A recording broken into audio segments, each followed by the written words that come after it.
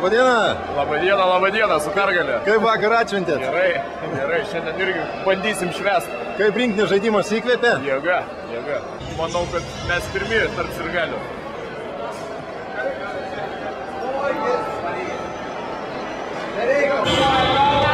Kas laimės šiandien?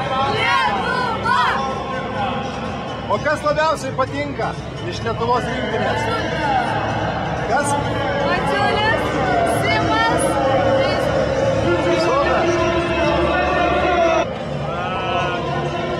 Kiek laiko reikėjo pasiruošti? Pusę metų galvoti, o po to viską susirengti per vieną dieną.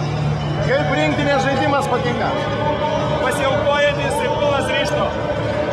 Kiek galim pasiekti šiame pasaulio čempionate? Finalą. Ir laimėsim? Pirmą vietą. Labadiena, kokios nuotaikos? Mes laimėsim. O kaip rinktinė atrodo dabar? Koks žaidimas? Koks? Geras. Koks?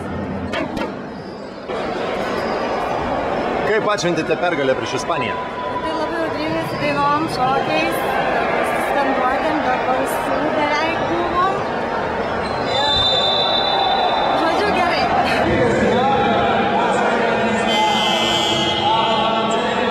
Niekas nesitikėjo, kad tokį gerą žaidimą parodys.